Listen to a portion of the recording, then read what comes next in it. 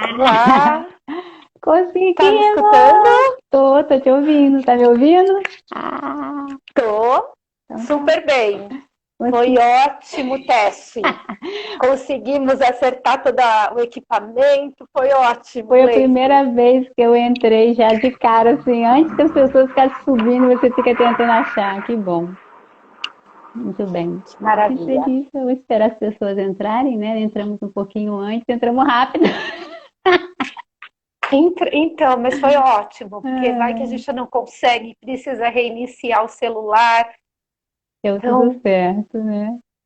Eu fico nervosa sempre na hora que eu vou entrar, mas não é nervosa da live, é nervosa de não conseguir acertar. Eu não enxergo direito, menina. A letra é muito clarinha e eu não enxergo. Flávia entrou, minha cunhada linda. Que bom que você está aqui, Flavinha. Humberto também, meu marido. Humberto, tá ali, eu vi agora Humberto. Que Bem-vindo. saudade, que bom, Ai, que saudade. então, tenho, sei lá, algumas coisinhas aqui que eu preparei Peraí, e vamos esperar as vamos pessoas esperar, vamos entrarem. com certeza, vamos Né? esperar. Quase que a gente começou a live às 3 e seguiu até às 7.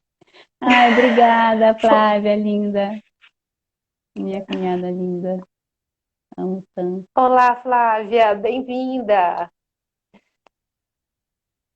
Vamos ver. A gente entrou antes, né? Agora são 7 horas. E bom,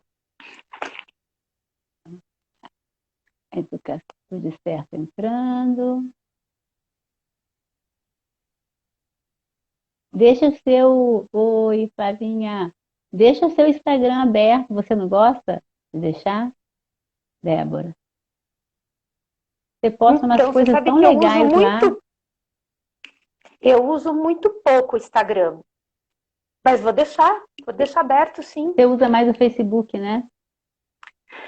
Eu também não uso muito. O que acontece? Eu acabo utilizando muito as redes sociais do Semadem Educação. Hum, Eu posto muita coisa nas redes sociais do Semadem. No Face, no Insta, no entendi. Twitter. Aí acaba ficando lá, tá certo. E acaba ficando lá.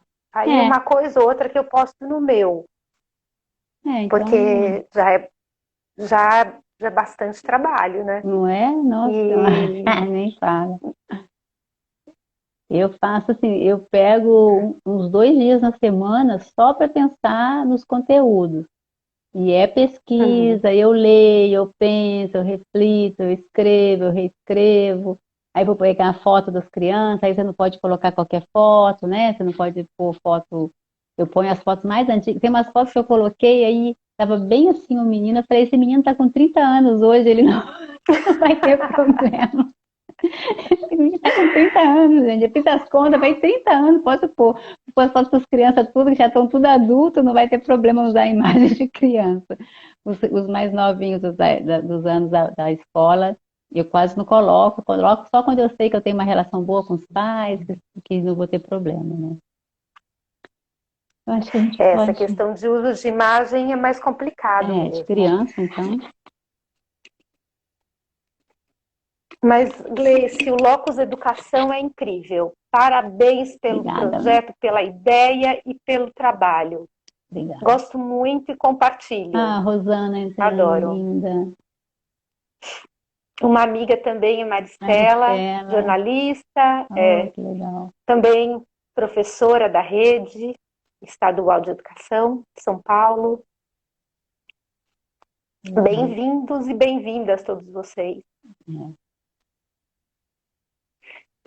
Acho que a gente já pode começar, né?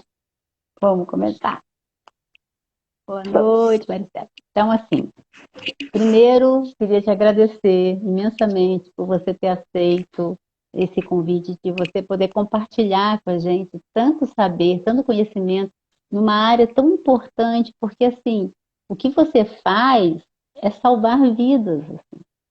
É muito importante o trabalho de vocês, né, geógrafos, e esse trabalho de preservação mesmo, né, de vida, assim, de conscientizar.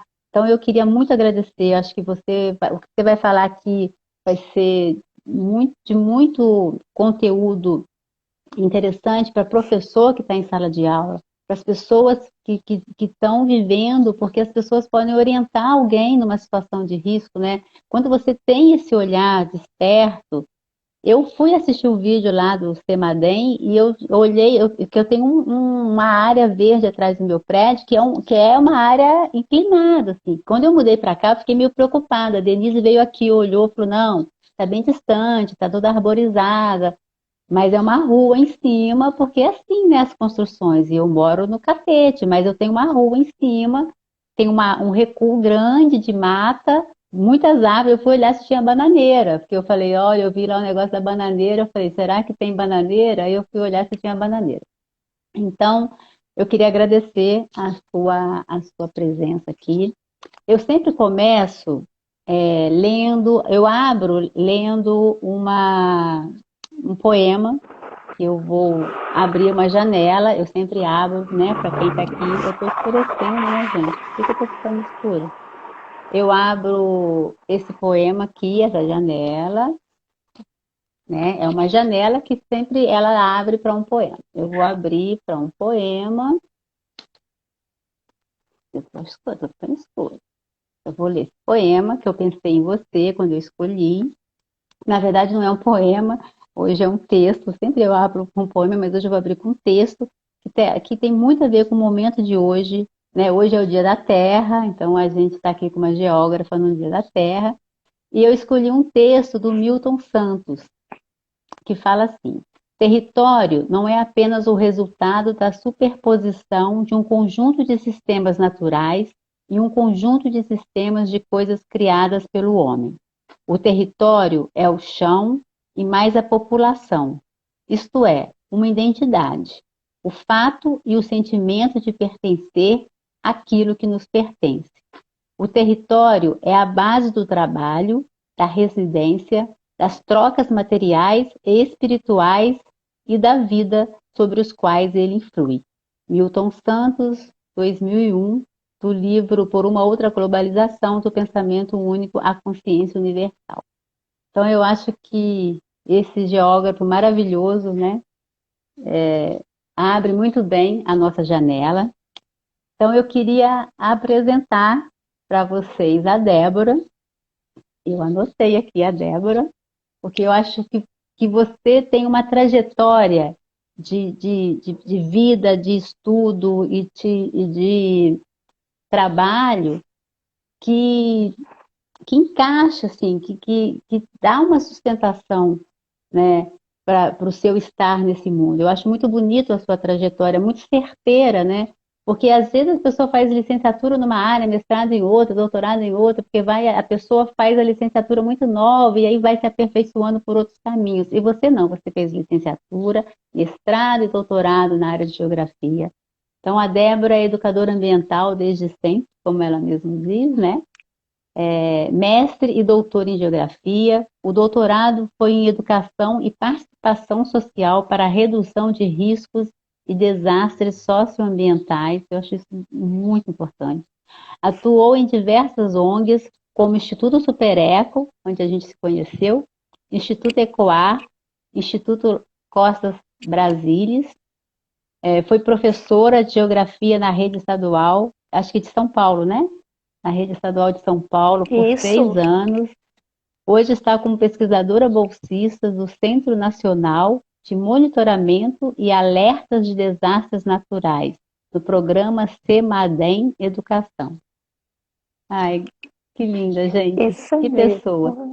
E para quem está vindo da rede da Débora, o Locus Educação é um espaço que eu pensei, junto com algumas outras pessoas, né? Eu não estou sozinha, para fazer uma troca de um diálogo, né? Troca de saberes. A gente tenta trazer a prática da educação, então juntar a teoria com a prática, porque a gente tem pessoas com práticas lindíssimas e também, mas é importante a gente também refletir sobre a nossa prática, né? Trazer um pouco da teoria.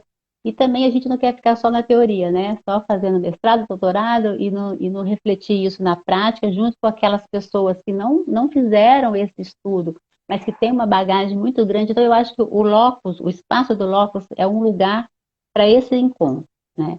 Eu sou educadora ambiental, como a Débora desde sempre, trabalhei com educação ambiental, arte e educação, e hoje eu estou no chão da escola, na rede municipal do Rio, e aí precisava começar a compartilhar isso.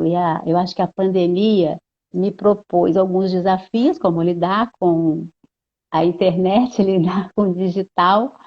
Eu e a Débora fizemos um teste antes para a gente poder não ficar caindo, ficar da outra live eu caí mais que qualquer outra coisa. E aí surgiu esse espaço. E aí, essas lives, eu sempre começo perguntando, Débora, qual é o seu lugar de fala no processo ensino-aprendizado? De onde você compartilha a sua vivência, de onde você nos inspira? Então, antes de eu responder, eu gostaria primeiro de agradecer a Gleice, que é um convite maravilhoso. Estou super honrada de estar aqui nesse espaço com você, feliz. E olha quem veio dar um oi para você. Eu não sei se você lembra dessa boneca. Eu lembro. É a boneca Caissara. Eu tenho uma também, a minha está na sala de aula, ficou lá na escola. Eu uso ela com as crianças, ela é incrível, né? Linda, linda. E por que eu trouxe isso para quem não sabe? Porque nós nos conhecemos num projeto em São Sebastião, litoral norte do estado de São Paulo. O projeto Tecendo as Águas, do Instituto Supereco. Foi, assim, um grande aprendizado para nós todas. E tinha uma equipe incrível e acabei conhecendo a Gleice. E eu trouxe essa boneca porque a Gleice é uma das contadoras de histórias mais incríveis que eu conheço. Ela e uma outra amiga também lá de Ubatuba, assim, que eu também sou muito fã, que é a Marisa Taguada. Então, vocês duas, assim... Vocês duas. E uma das coisas assim que eu me encantei com a tua contação de história foi justamente essa contação de história interativa, né? Então, lá, eu contar um pouquinho para vocês o que eu fazia. Eu trabalhei num pedacinho do projeto, né, de biomapas, era um curso de biomapas e para educadores. E aí, nesse momento, eu conheci a Gleice, ela fez uma contação de história no encerramento do curso, que teve sete módulos. E essa contação de história foi justamente sobre a área ali que a gente estava trabalhando, que foi a Bacia do Rio São Francisco.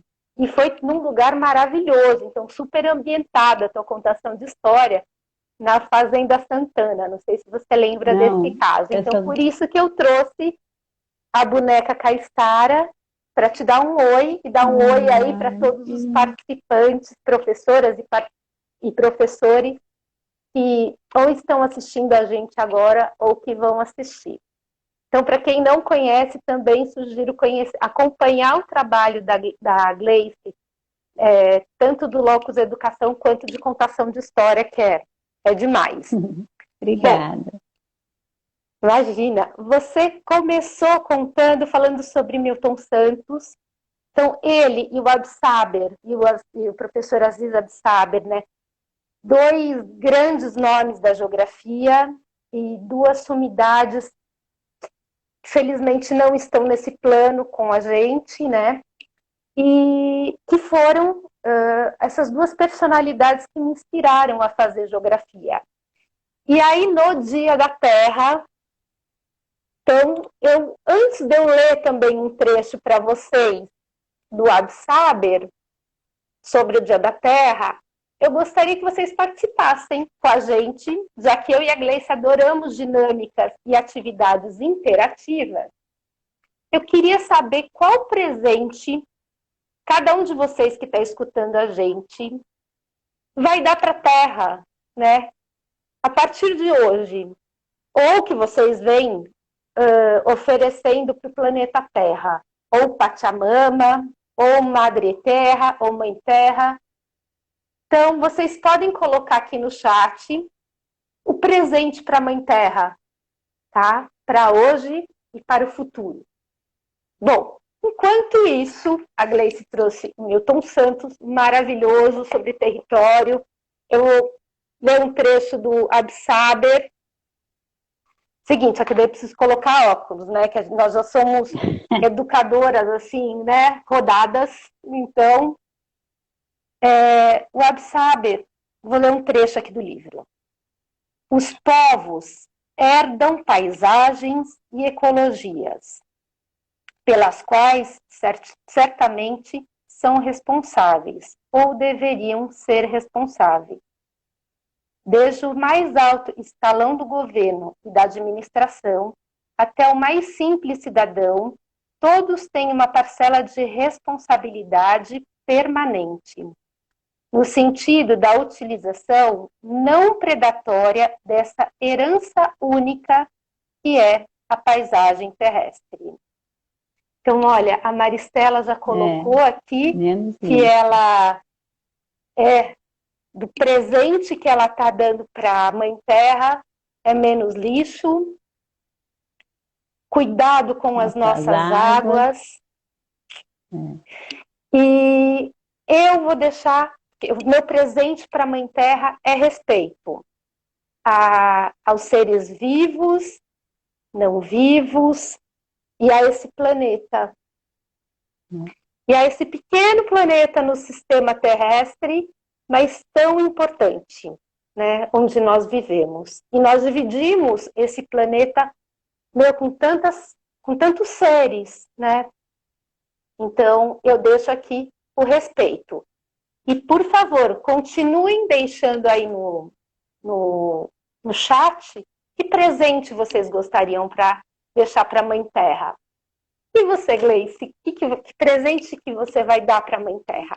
Eu acho que eu dou sementes, assim. Eu acho que semear, plantar, eu tenho uma paixão por semente, né? Eu estou agora aqui com 17 mudas da árvore pau-formiga, que eu tenho nesse pedaço, nesse terreno atrás do meu prédio, que é uma área de mata, tem uma árvore de pau-formiga. E as sementes são sementes voadeiras, né? E aí teve uma chuva um tempo atrás, e essas sementes, elas entraram no meu apartamento, que eu não entendi como, com tudo fechado, eu acho que elas entraram pela veneziana da janela. E o chão do apartamento amanheceu cheio de semente. Eu peguei essa semente e, Débora, eu não conseguia jogar no lixo. Não tinha como, sabe? Era assim, não dava. Eu olhava para a semente, aí eu tinha um pouquinho de terra, num saco, eu peguei essas sementes, plantei numa embalagem, elas germinaram. Aí eu comprei mais terra, peguei umas embalagens de leite do vizinho, porque eu nem tinha, porque eu não consumo muito, então essa coisa também do consumo sustentável seria um presente que eu deixaria. Peguei do vizinho no reciclado, plantei, e eu estou com 17 mudas. Elas tiveram um probleminha de saúde, eu não entendi muito bem o que elas estão tendo. Acho que eu vou replantar, que eu estou com alguma coisa, talvez na terra, porque todas elas ficaram com a mesma coisa, mas eu tô com um monte de mudinha. Então, acho assim, elas vão para o chão e elas vão ser plantadas, né? E eu acho que eu deixaria isso, assim, essa semente de plantar, sabe? Essa coisa de você reconstruir. E ter um olhar mais sustentável, né? Eu acho, eu enquanto moradora de uma cidade, pelo menos ter uma consciência e passar essa consciência, né? Da questão da sustentabilidade, do consumo sustentável, que é uma questão que eu venho trabalhando muito hoje. Ai, que lindo. Então, eu não consigo acompanhar todos no chat. Eu não consigo mas, nem por favor, deixem as mensagens no chat, né, do presente, que hoje é o Dia da Terra, então o presente que vocês vão dar para a Terra, para esse nosso planeta, para a nossa Mãe Terra. Bom, e aí então você me perguntou do meu lugar na educação, minha fala atual. Sempre a minha base foi, como coloquei, né, para você, desde sempre eu trabalho com educação ambiental E hoje, em especial, eu trabalho com um braço da educação ambiental, que é a educação para redução de riscos de desastres, com a ideia de comunidades sustentáveis e resilientes. Bom, e a base desse trabalho é a educação ambiental crítica, participativa, emancipadora, e tem um componente principal que é um componente de ciência cidadã. Eu vou contar um pouquinho para vocês o que é isso. Então, a Simone, vida e respeito para o nosso planeta. Maravilha. Também colocaram conhecimento. Então, para quem está entrando agora, a ideia é vocês escreverem no chat o presente para a Mãe Terra.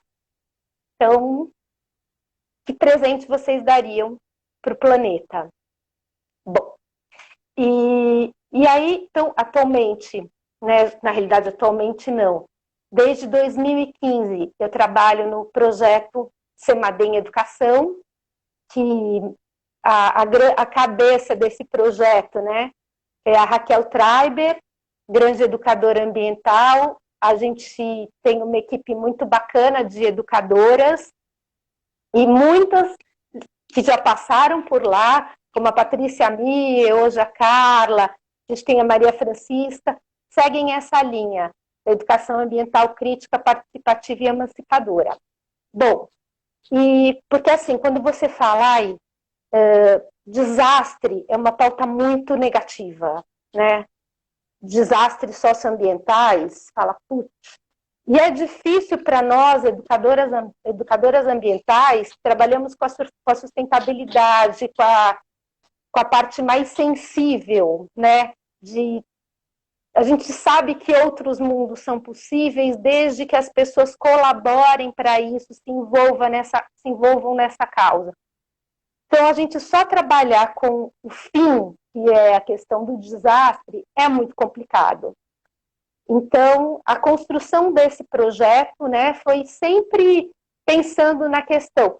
Então, acho que uma coisa que é importante trazer para vocês, a sustentabilidade, as nossas ações sustentáveis, que são essas que nós estamos escrevendo no chat, dos nossos presentes positivos para a Mãe Terra, são coisas que previnem os desastres naturais, socioambientais. Agora, as nossas ações insustentáveis, o que elas fazem? Elas potencializam o risco de desastre. Então, a gente segue nessa linha. Bom, e dentro do projeto Semadem Educação, que eu comentei com vocês, que a gente trabalha com ciência cidadã, então é mais um trabalho positivo e interessante da gente trazer reflexões científicas. E mais do que isso, é incentivar que professores, junto com os seus grupos de estudantes, pesquisem a localidade que eles estão inseridos, que eles vivem. Então, para quê? Em especial, no caso do que eu trabalho, para conhecer as ameaças, as vulnerabilidades, os riscos de desastres. Então, é a gente conhecendo, que foi justamente o que você falou, Gleice. Quando você se mudou para esse teu apartamento onde você está morando, você quis no primeiro momento, então quero conhecer aqui meu espaço. Pode gerar risco de desastre. Então, você já foi buscar informação que poderia ou não, a intensidade tem risco mais alto ou menos alto de acontecer um escorregamento de terra, já que você mora no Rio, na região do Catete. Então, o Semadem Educação, ele propõe isso, a gente incentiva que as comunidades escolares pesquisem e entendam os seus riscos, ameaças e vulnerabilidades. Só isso? Não. A gente tem tantos desafios, porque a ideia é que se colete informações, dados, analisem esses dados e compartilhem esses dados. Então, a ciência cidadã é nada mais, né, assim, falando de forma bem simplista, é isso. fazer uma pesquisa do local onde a gente vive, levantando dados, produzindo informações, analisando essas informações, compartilhando essas informações com quem? Com a sociedade e também com os integrantes do Sistema Nacional de Proteção e Defesa Civil. Quem são eles? O CEMADEM, por exemplo, as defesas civis municipais, estaduais, institutos de pesquisa dos mais diversos, né? Cada estado tem um instituto de pesquisa que trabalha com risco, entre outros. Então, o Sistema Nacional de Proteção e Defesa Civil é composto por um conjunto de órgãos. E acreditem vocês, esses dados locais, né, que acontecem ali, então, por exemplo, a questão da chuva aí no Catete, a questão da... Então tá, essa questão da observação em relação à pluviosidade, às chuvas, a medição dela e a observação da paisagem já pode trazer limiares, dados importantes para a comunidade monitorar a questão dos escorregamentos de terra. Então, de um modo geral, é isso. Ô, Débora, tudo bem? Você está falando isso, eu vou dar uma ilustração. Eu sou de Além Paraíba, né? É uma região de Minas, é uma faixa de terra entre o morro e o rio.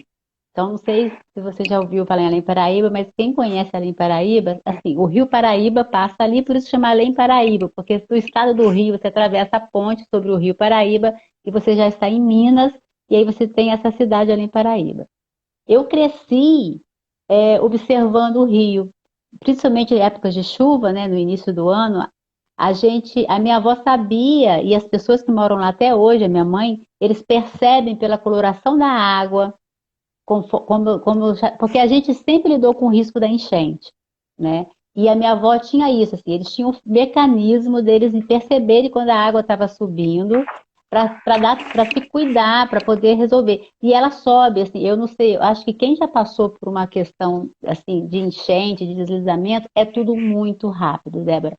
Uma vez, eu tinha uns 15 anos, a minha avó, o rio estava subindo, olha, a minha avó falava, vai vir a enchente, a gente já tinha começado a subir algumas coisas, aí de repente a minha avó olhou para o quintal, a água estava no quintal, subindo, assim, vindo, a minha avó falou assim, agora vai vir mesmo. Quando a gente entrou, a nossa casa já estava inundada de água, porque ela vem pelo ralo. Assim, em questões, gente, mas assim, a questão de 10, 15 minutos, a minha casa estava inteirinha embaixo d'água. Só deu tempo, assim, de pegar o cachorro, o meu avô e a minha avó, e a gente levá-los para um ponto mais alto da cidade. E eu passei sei lá, uns 4, 5 dias em cima de uma janela, eu com 15 anos, tomando conta da casa, porque se todo mundo sai, podem entrar e roubar as coisas, e a gente eu vivi isso, acho que foi a situação mais que eu vivenciei, mais complicada lá, mas até hoje a casa da minha mãe entra água e entra muita água mesmo. Então, assim, é muito rápido, né? E as pessoas precisam mesmo. Hoje eu acho que já tem um trabalho, né, com toda a questão da rede de informação, quando começa a encher em Três Rios, né? Porque a água vem de Três Rios. Então, quando o Rio Paraíba, em Três Rios, já está cheio, Além Paraíba já é avisado. Então, mas é uma situação assim realmente muito complicada. Quem mora próximo de rio. Agora, lá as casas foram todas construídas na margem do rio, né? O rio é literalmente o quintal da casa, assim. Você sai no quintal, pisa na água do rio, porque você está ali no rio, você está quase que dentro do rio, né? Então, olha como são tantos assuntos quando a gente trata da questão de tema riscos de desastres ou prevenção de desastres. A quantidade de informação e de dados é interdisciplinar. Então, por exemplo, para os professores, é só professor de geografia que pode trabalhar com essa temática ou de ciências? Não. Professores de diversas áreas podem trabalhar com esse tipo de tema, é um tema gerador dentro de um projeto. E por quê? que justamente é isso. Quando a gente vivencia uma situação de riscos de desastres, a gente acaba adquirindo conhecimento, né?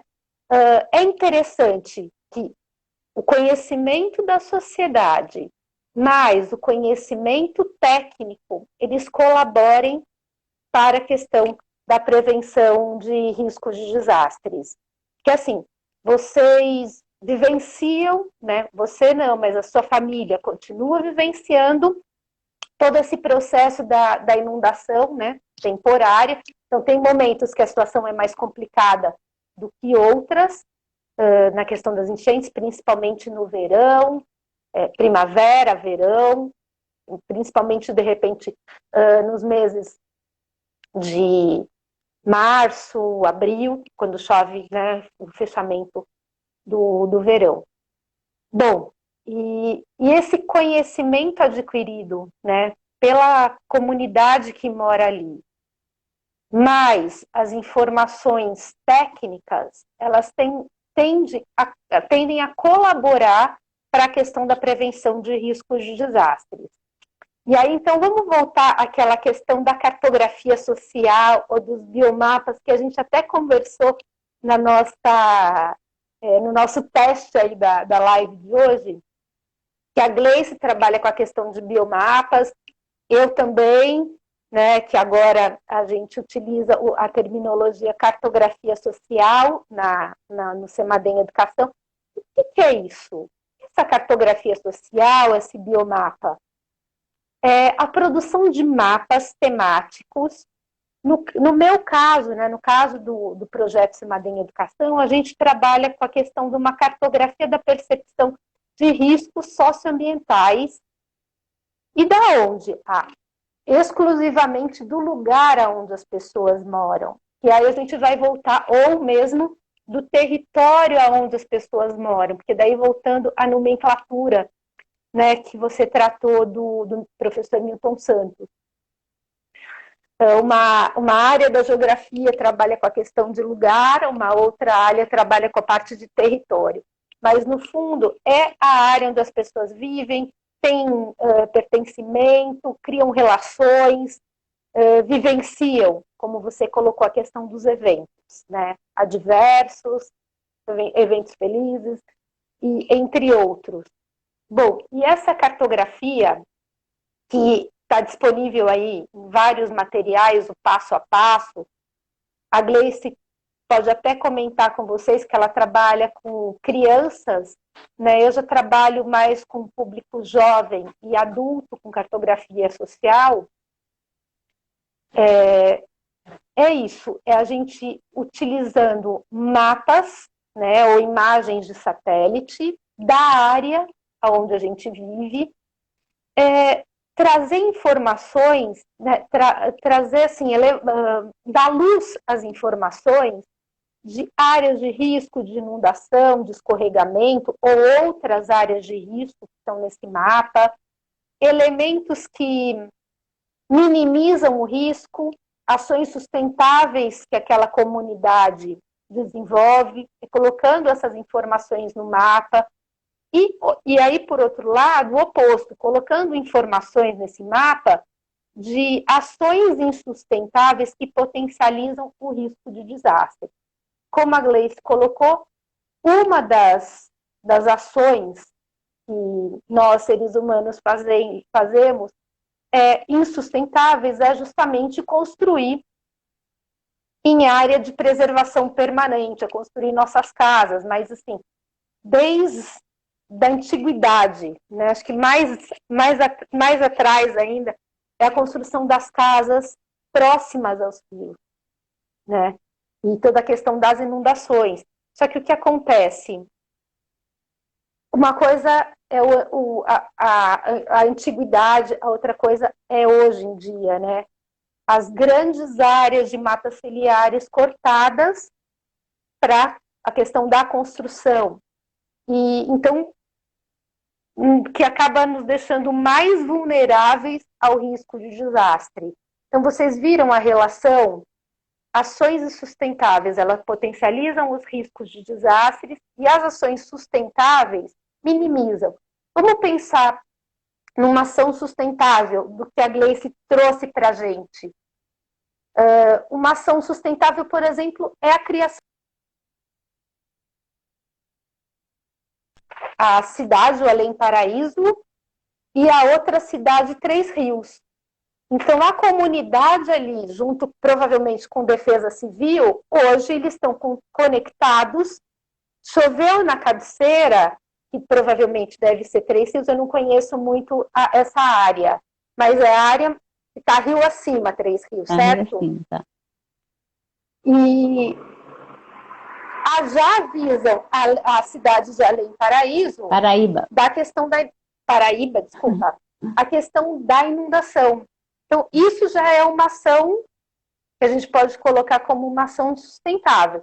Resolver o problema? Não, para resolver esse problema, ainda a gente precisa de muito chão, de muitas ações aí para a questão da preservação e diminuir a questão da vulnerabilidade da comunidade onde a família da Gleice mora. Ô, Débora, teve uma pergunta aqui no chat que eu acho que é interessante para você estar falando.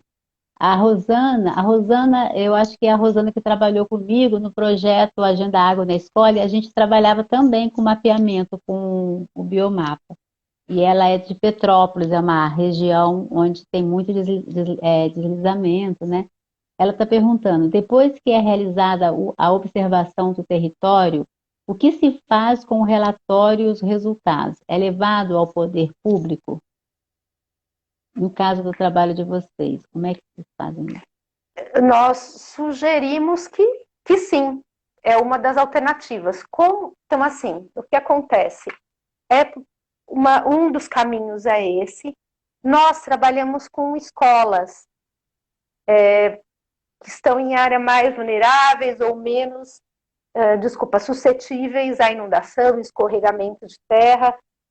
E essas, geralmente, as mais vulneráveis, que identificam grandes problemas, sim. Um exemplo, por exemplo, é uma escola de Cunha, do município de Cunha, aqui do estado de São Paulo.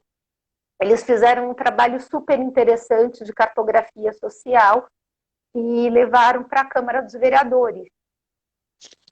Então, o desdobramento disso vai depender do grupo que está fazendo, mas o ideal é que sim. Normalmente, o que nós sugerimos também é a participação da Defesa Civil, no caso. Então, esse trabalho conjunto, comunidade escolar, Defesa Civil ou integrantes das prefeituras ou de ONGs, é muito interessante para a construção do biomapa. Tem uma parte que é aberta, é uma abertura para a comunidade, né, de percepção e de vivências da comunidade, mas também é muito interessante esse diálogo, Defesa Civil e comunidade. É nessa intersecção que vão aparecer diversas ideias, ações para a prevenção de riscos de desastres. No CEMADEM Educação, a gente tem esse tripé, né, que é ciência cidadã, esse compartilhamento de informações, e o outro é a Raquel chama de convidação, que é a formação de grupos, de coletivos, né, de jovens, professores, funcionários, para criar ações de minimização dos riscos. Aonde? Ali na escola, né, no entorno da escola. Então, essas pequenas ações, claro, não vão resolver o problema no todo, mas ela já começa a trazer elementos ali positivos, sustentáveis, para minimizar o risco.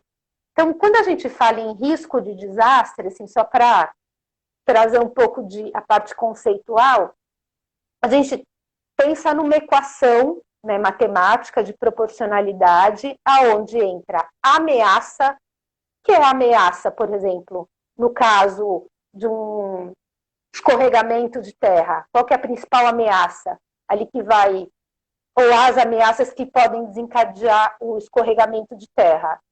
As fortes chuvas, ou uma encosta ali extremamente inclinada, íngreme, muito próxima, né, à sua casa, que não tem estrutura. Então, uma coisa é ameaça. Um outro elemento importante são as vulnerabilidades. Então, pensar nas construções, que tipo de construção a gente tem ali? A questão socioeconômica da população que mora ali naquela área. Então, esses são elementos fundamentais quando a gente pensa em risco.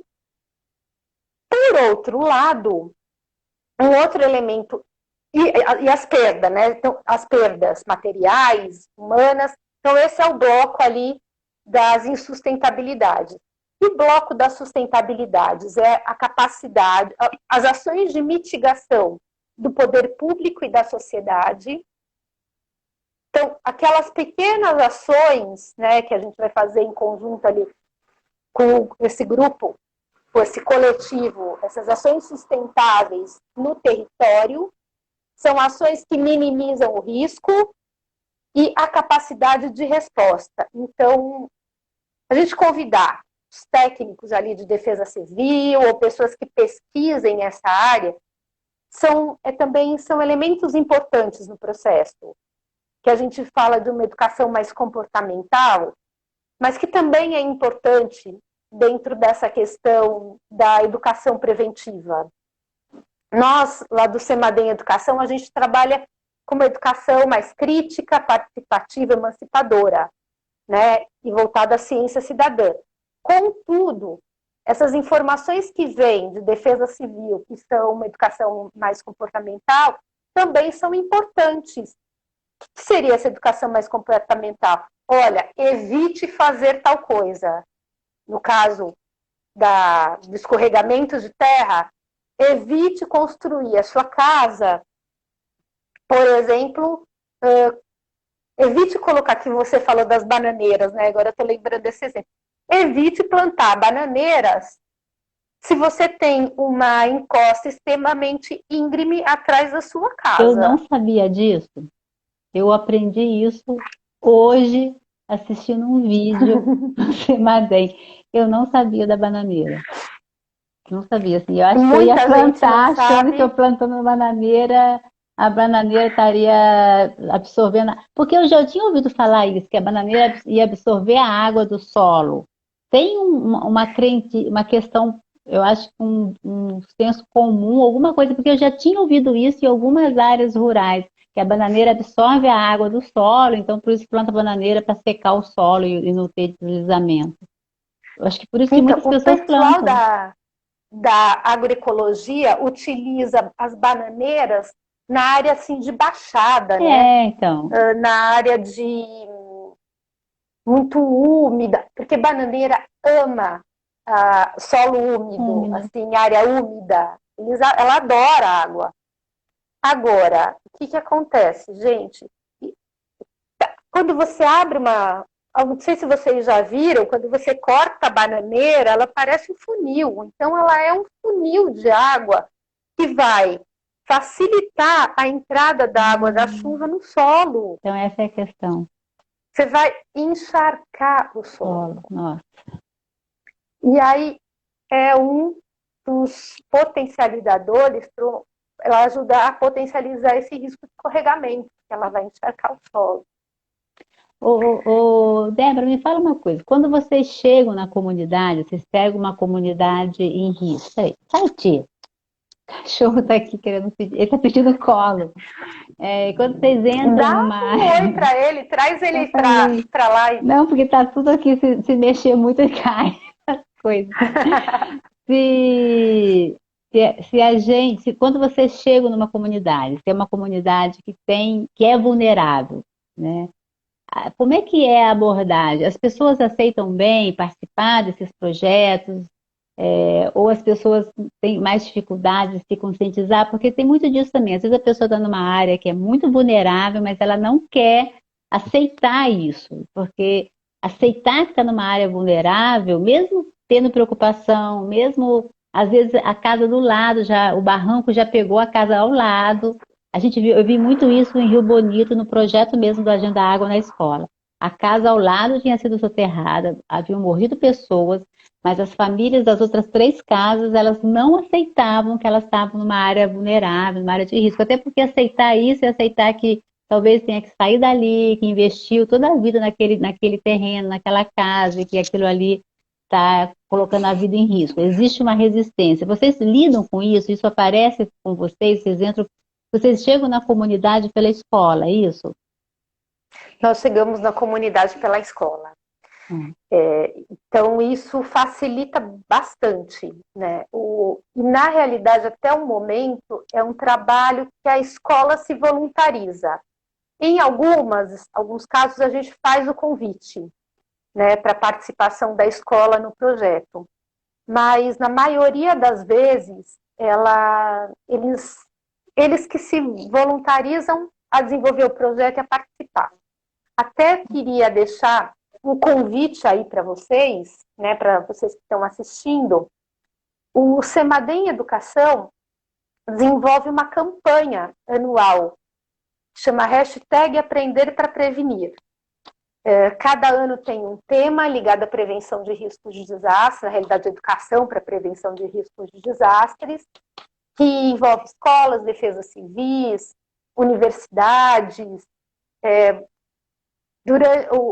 As 4 primeiras edições da campanha foram projetos na área de educação para redução de riscos de desastres, e no ano passado a gente trabalhou com essa campanha de campanhas para incentivar as escolas e os outros órgãos, né, a desenvolverem campanhas de prevenção de riscos de desastres socioambientais e ligados à pandemia também, porque não dá para a gente não falar desse tema da pandemia.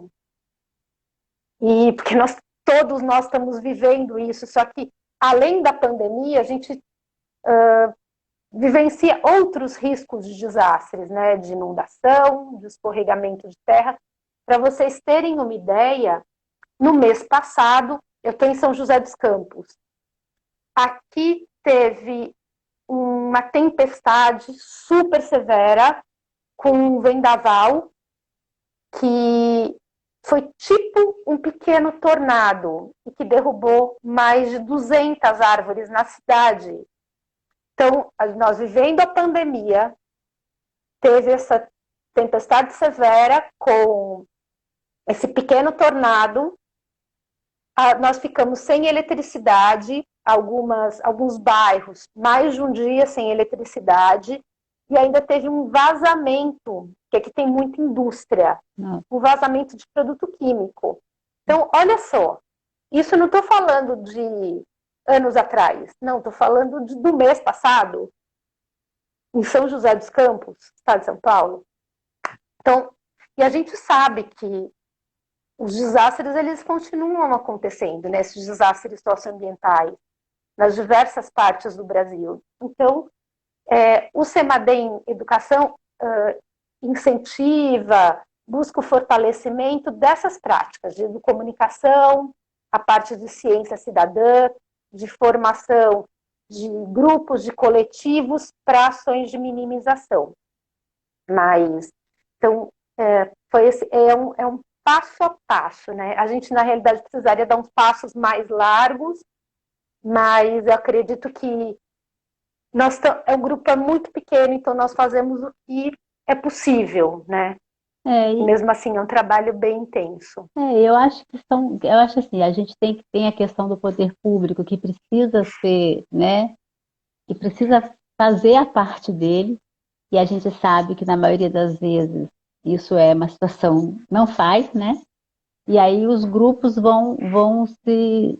Eu acho que é muito importante nesse trabalho é você empoderar a pessoa. Primeiro, eu acho assim, conscientizar a pessoa da situação, empoderar a pessoa para que ela possa lutar e pressionar o poder público, né? Você estava falando a questão do biomapa. Eu sempre trabalho, e eu chamo, né, de biomapa, mas eu sempre trabalho com biomapa na sala de aula. Eu sou pedagoga, né? Eu não fiz geografia. Eu conheci o biomapa numa oficina que foi com o ECOAR. Você também trabalhou no ECOAR, né? Trabalhei. Foi no ECOAR. Eu conheci o biomapa no ECOAR. Eu trabalhava com a Gabriela Prioli. E aí eu trouxe o biomapa para o projeto Agenda Água na Escola, que a Rosana trabalhou comigo, a gente usou o biomapa, e na sala de aula eu uso com criança do terceiro ano, criança de 8 anos.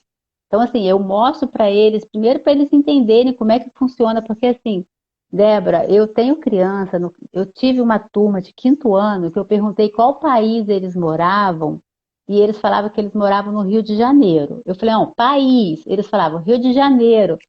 Aí eu falei, tá, e qual é o estado? Eles não sabiam. Eu falei, e vocês já ouviram falar no Brasil? Aí eles falaram, claro, né, tia? É o time da Copa. Era o ano da Copa. Aí eu falei, para tudo. Eu falei, nossa, eu não posso, não. Porque como eu sou do primeiro segmento, eles não tinham. Esse ano agora, no ano passado, eles passaram a ter geografia. Mas eles tinham só português, matemática, inglês, artes, educação física e ciências. Geografia e história eles não tinham no primeiro segmento, até o quinto ano. E aí eu comecei a trabalhar geografia. E aí, para ficar uma coisa lúdica e eu poder pegar todas as matérias, eu falei, vou pegar o biomapa. Então eu comecei a trabalhar com biomapa. Então primeiro eu faço uma contação de história de um ET que cai do céu para situar essa criança. Esse ET cai em algum lugar. E onde que ele cai? Então eles vão olhar o globo, depois a gente passa para os mapas, entende um pouco de cartografia. Aí eu vou para o Google, mostro onde eles estão. E aí a gente trabalha com biomapa. E aí no biomapa eles precisam identificar as potencialidades e as fragilidades de onde eles estão. Depois do biomapa, a gente faz uma construção de uma maquete. Aí eu vou para o lúdico, eles colocam os personagens, e aí os problemas começam a ganhar vida, aí às vezes eles encenam alguma coisa. E esse ano agora, eu estou incluindo nesse trabalho o livro Lá Onde Eu Moro, que é da Babi. Eu não vou lembrar agora sobre o nome dela, mas a Carla falou desse livro numa das lives, acho que foi a segunda live da Carla. A Carla, é, ela trabalha na editora Evoluir, que é esse livro, chama Lá Onde Eu Moro, e conta a história de uma criança no Rio de Janeiro, que pega um trem, faz uma viagem, aí ela conhece a história do Rio, a partir dessa viagem, e traz esse olhar para o território. Então eu peguei esse livro, eu estou transformando esse livro em pequenas histórias, que eu estou fazendo podcast com eles, bem no meu jeito, né, porque eu não tenho nem equipamento direito, mas eles, para eu poder divulgar a historinha do livro, a história do livro, e a partir daí a gente trabalhar a questão. Eu avanço muito com isso. O que eu consigo com isso? Eu acho que despertar o olhar das crianças para o território, pensar o que é potencialidade, o que é fragilidade, entender que algumas questões são problemáticas, porque tem criança, porque assim, eu já trabalhei com criança que fala assim, pontos positivos, o rio. Eu falei, o rio é um ponto positivo, que legal. Por quê? Né? Explica. Ah, porque a gente pode jogar o lixo nele. Então, assim, Ai, você vê, o rio é um ponto sim. positivo, mas quando você pergunta por quê, é porque é um lugar onde descarta lixo. Ou então você pergunta, tem um rio que passa perto da sua casa? Fala, não. Mas aqui no mapa está mostrando que tem. Ah, não, tia, isso aí não é o rio, isso aí é o valão. Então essas questões, eu acho assim, dentro de uma sala de aula, você consegue despertar o olhar, né?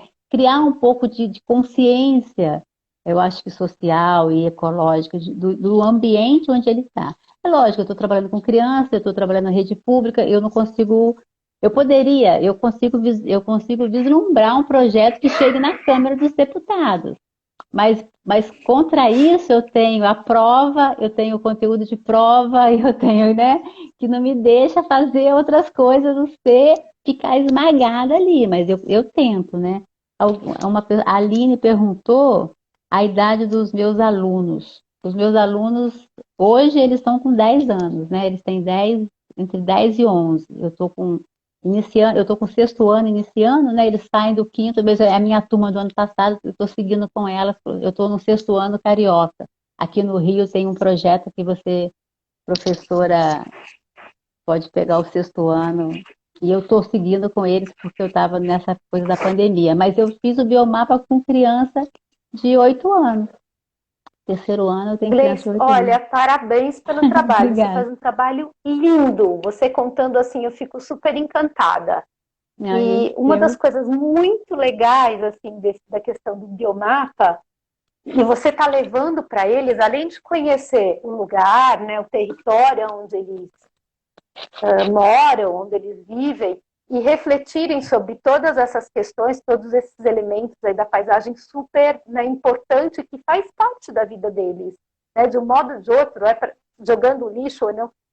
De repente essa comunidade aí não passa coleta, não passa caminhão de a lixo, comunidade né, que não não tem onde some, não descartar. passa, é. Sim, aonde não tem toda uma questão de tratamento de esgoto, não tem nem tubulação, talvez, né? Toda a parte. Então, ou seja, serve ali para alguma coisa, mas a gente daí precisa fazer, despertar o olhar, o entendimento dele, esse olhar crítico, reflexivo, sobre que o rio não é para isso, né? Existem outros caminhos, mas que caminhos são esses e como que eu chego até eles, né? E tem toda uma trajetória aí. É.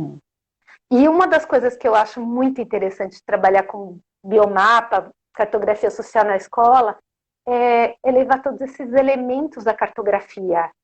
Porque como é uma coisa mais lúdica, né, que a gente está trabalhando com imagens e com criação de... Não sei se vocês criam ícones para colocar no mapa, e a produção da legenda, porque a legenda Legenda, nada mais é do que você interpretar esses ícones que você colocou no mapa, é. né? Por exemplo, se eu coloquei um ícone lá para representar, sei lá, o descarte de lixo no rio, eu preciso colocar na legenda essa mesma ícone e explicar o que é isso, né? Para quem for ler, para o usuário ter esse conhecimento e entender esse mapa de percepção dos riscos, né, e das potencialidades e fragilidades do lugar aí que você colocou, né? Então, é incrível isso, dar título para o mapa, entender como ele funciona e depois toda a parte prática disso, né? Então, é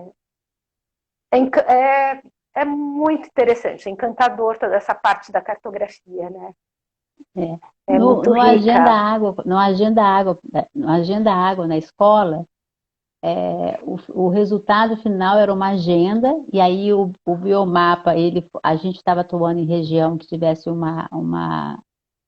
algum corpo hídrico, e essa agenda ela era entregue ao comitê de bacia da região. Então a gente trabalhou com o comitê de bacia do São João, que a gente pegou a região do São João, o comitê de bacia do Paraíba do Sul, que é o mesmo rio Paraíba que passa lá em Além Paraíba, e ele deságua em Campos, e o rio, e a bacia do rio que pega Teresópolis e Petrópolis, que agora eu acabei me esquecendo o nome. E aí eram essas três que o GEMA, que aí era a época do GEMA, a gente trabalhava. E aí o comitê do São João, ele incluiu a agenda nas ações do comitê e separou um recurso financeiro para apoiar as propostas que as escolas tinham apontado ali, que precisavam ser realizadas no território onde elas estavam, né?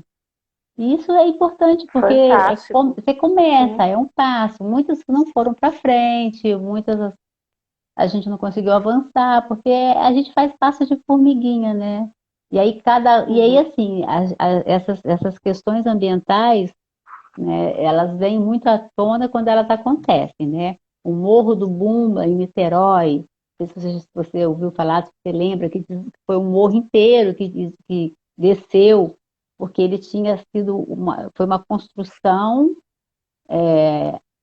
feita pela própria prefeitura num morro que era um aterro sanitário, que era um lixão, na verdade não era nem aterro sanitário, era um lixão, e ali foram construídas moradias e virou um bairro, assim, Morro do Mumba. Teve um dia que desabou, desceu tudo, morreu muita gente, muita gente. Aí a gente tem cidades que que acabam tendo problema de vazamento de gás, que também é construído em cima de aterros sanitários, de aterros sanitários de lixão. Então tem toda essa questão do poder público, né, que é muitas vezes omisso também. Eu estava vendo, até no Semadem, num desses vídeos que eu estava assistindo, que você tem questões que não existe um culpado, né? Que as pessoas construíram antes, por exemplo, a casa da minha avó foi construída, né, sei lá, mais de 100 anos atrás, na margem do Rio Paraíba. Então, hoje, a cidade inteira, o Rio Paraíba atravessa a cidade e ele fica nos fundos da cidade, né? Todas as casas têm um quintal para o Rio Paraíba, porque ele era algo para ser escondido mesmo, assim, né? E se jogar as coisas, né? Morria um animal, jogava no rio. Não tinha essa coisa de enterrar bicho. O bicho morreu, joga no rio. Sofá da velha, joga no rio. Não sei o que, joga no rio. Então, essa era a função do rio, né? Então, mas hoje você já tem que ter esse outro olhar. Então, e cobrar do poder público uma nova postura, porque hoje em dia não dá mais para você ver um poder público criando uma área de residência popular num lugar, como foi o caso do Morro do Bumba, que é de risco, mas você ainda vê. Em Além Paraíba mesmo você vê ruas sendo abertas no morro. E você olha e você fala, nossa, gente, e são casas populares que são construídas lá, porque a prefeitura está abrindo espaço para isso, né? Então, acho que o trabalho de vocês de conscientizar, de alertar, o trabalho dos professores, né? Falar nisso, a gente já está caminhando aqui para o nosso finalzinho, passou tão rápido. Você foi professora durante muitos anos na sala de aula, professora de geografia. Compartilhe um pouquinho com a gente. A gente já estouramos o nosso tempo, viu? 1 hora de live já. Mas a gente tem mais 10 minutinhos para o Instagram derrubar a gente. Compartilha só com a gente, rápido. Eu queria te pedir duas coisas para a gente fechar. Você compartilhasse um pouquinho o seu trabalho em sala de aula como professora de geografia. Se você pudesse dar uma dica de como trabalhar isso. E também se você pudesse indicar alguns livros para quem está aqui, que quisesse se inteirar mais dessas questões, talvez das pessoas que você citou. Se você compartilhasse isso e a gente encerrar. Cadê a nossa hora? Sim, olha, rapidinho nesse. Então, a primeira coisa que eu queria comentar com vocês, que quando eu entrei na sala de aula, eu entendi que era o tal do processo de ensino e aprendizagem. Então, eu precisei estudar bastante para poder dar aula, né? Me apropriar do assunto que eu ia compartilhar ali com os meus alunos, aprender a lidar também com eles, porque é um desafio, né? Não é, principalmente para professor recém-chegado assim em sala de aula, é uma aprendizagem grande.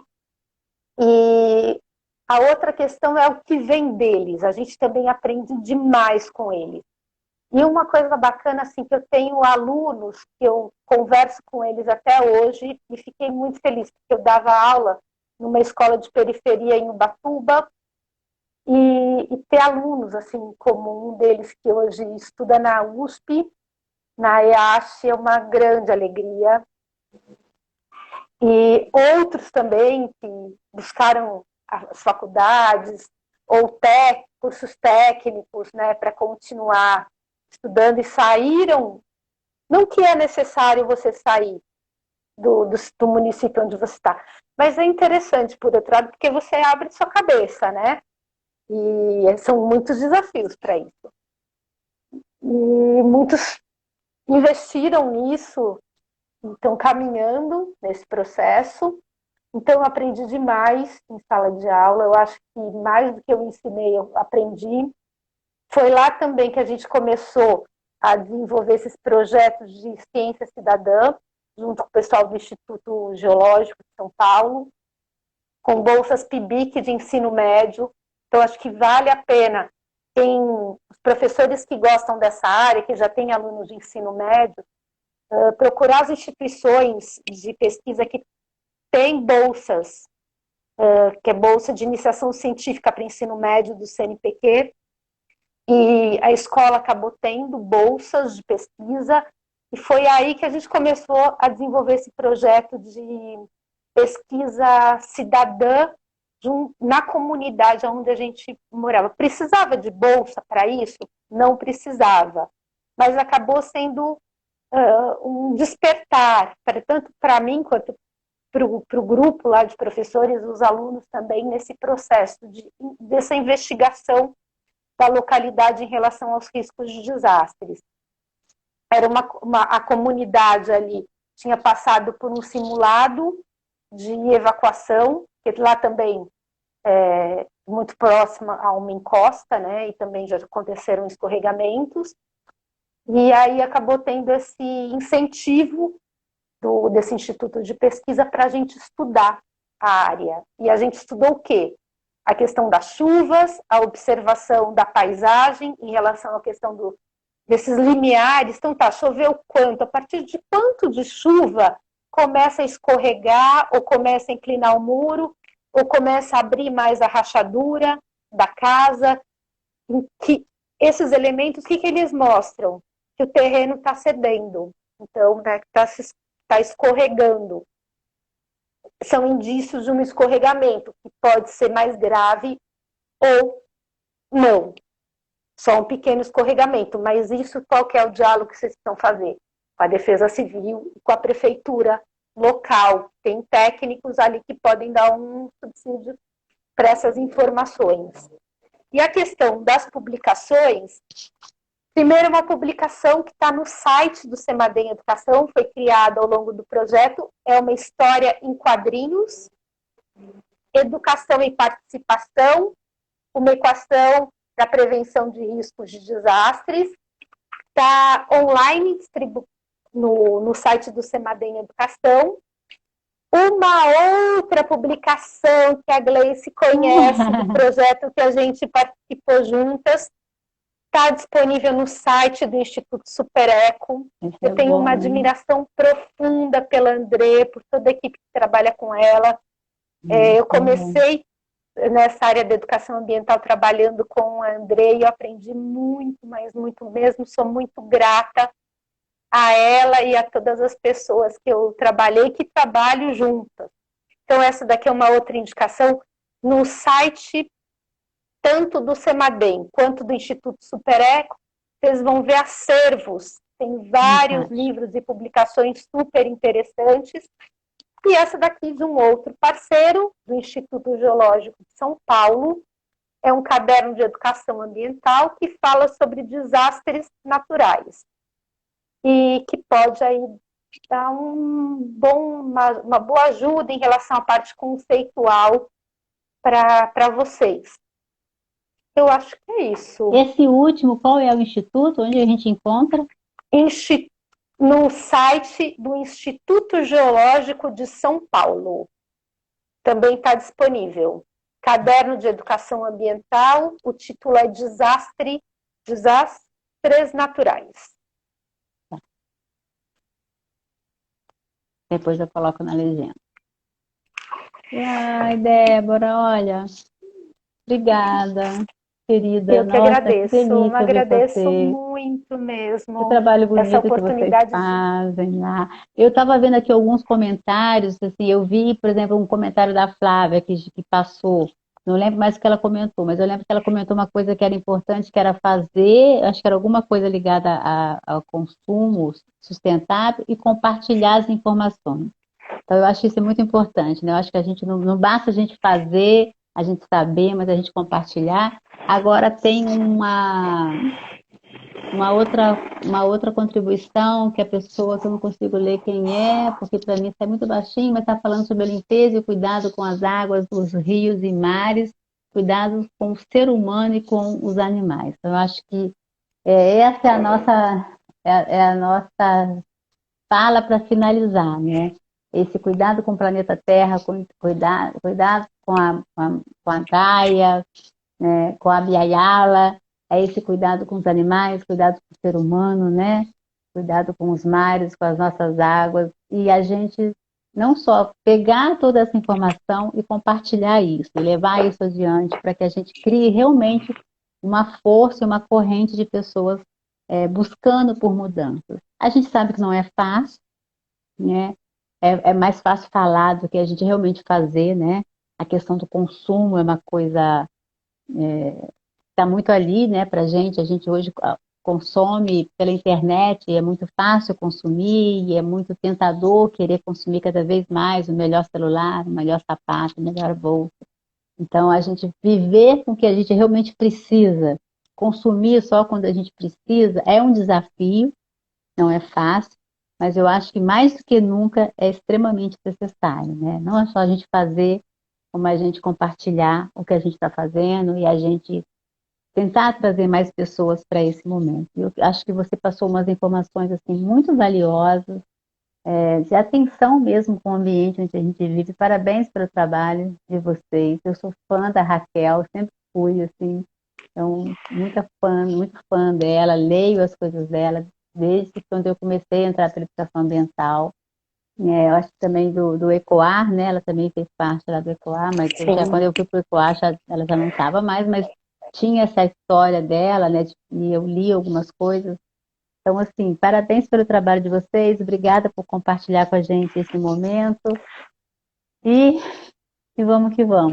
Eu que agradeço. E parabenizo também mais uma vez o trabalho, o Locus Educação, que você está compartilhando o teu conhecimento, né? E para todos nós, educadores, educadoras, está sendo super importante. Obrigada. Então, olha, gratidão também e gratidão por essa oportunidade. Obrigada.